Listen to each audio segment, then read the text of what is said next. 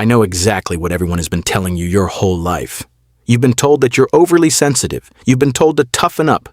You've probably heard countless times not to take things so personally. You've likely spent years apologizing for crying. But I'm here today to tell you that the label you've been given is mistaken. There's nothing wrong with you. You are not fragile, and you are certainly not flawed. You are what psychologists describe as a highly sensitive individual. But I like a different phrase. You are a supersensor. While most people perceive the world in standard definition, your mind records it in 8K clarity. Today we're going to explore the neuroscience showing that your sensitivity isn't a weakness.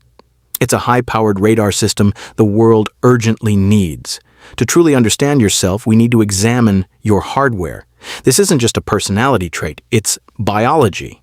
Research shows that your brain processes information differently from roughly 80% of people. Think of the brain like a camera. Most people's brains capture life in standard definition, perhaps 720p. It's a clear image, efficient and functional without consuming too much energy. But your brain, it records in 8K. Neuroscience has identified 3 particular features in your brain that explain why life feels so intense. First, your brain lacks a filter. Scientists call this low-latent inhibition. Most brains are built to ignore 90% of sensory input to conserve energy. They treat background noise as irrelevant. Your brain treats everything as relevant. You notice the texture of a chair, the hum of a refrigerator, and the mood of the person beside you, all simultaneously. This is why things can feel overwhelming. But it's also why you spot beauty, patterns, and solutions others overlook. Second, your mirror neurons are overactive. These neurons help us empathize. For you, it's not just understanding someone's sadness. You physically feel it. You aren't imagining it. Your brain simulates their emotions. You are an emotional sponge in a world full of spills. Third, this creates the most misunderstood aspect of your brain, depth of processing. Psychologists call it the pause-to-check method. In conversation or decision-making, you may feel slower than others. You might criticize yourself for overthinking or hesitating, but here's the science. You're not slow, you're thorough. While most people react superficially to what's immediately in front of them, your mind engages in deep processing. You unconsciously connect the present moment to past memories, predict future outcomes, and analyze meanings behind words. You're not hesitating out of confusion. You're running a complex simulation to ensure the best result.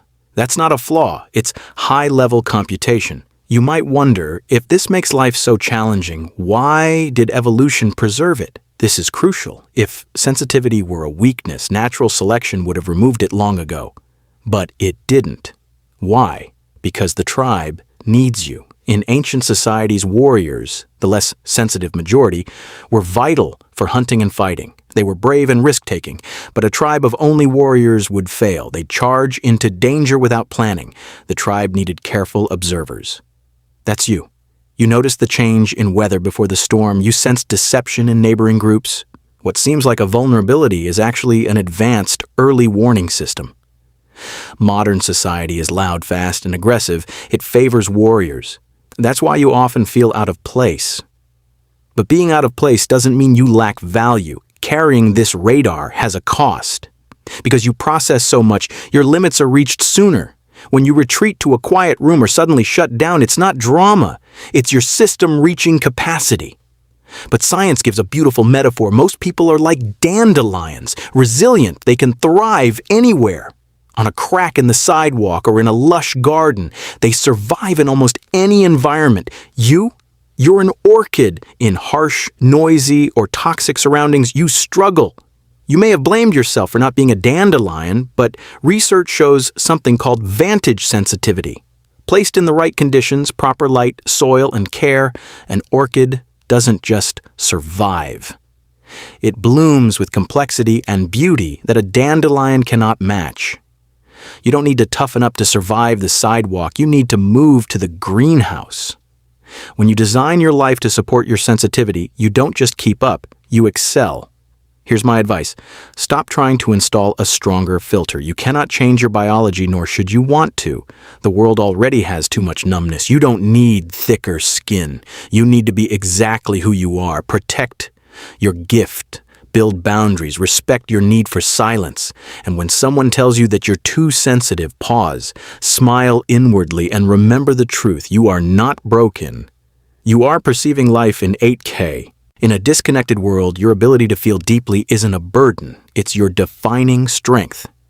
Because you have this high-resolution radar, you may have instinctively created a private digital life. You might log on quietly, observe, and rarely post. To the outside world, you seem like a ghost. But psychology shows that this silence isn't emptiness. It's a different kind of strength. To explore whether your digital quietness signals confidence or hidden anxiety, watch this video here. I explain the psychology of the online observer and why stepping back can be the healthiest choice for a super sensor. See you there.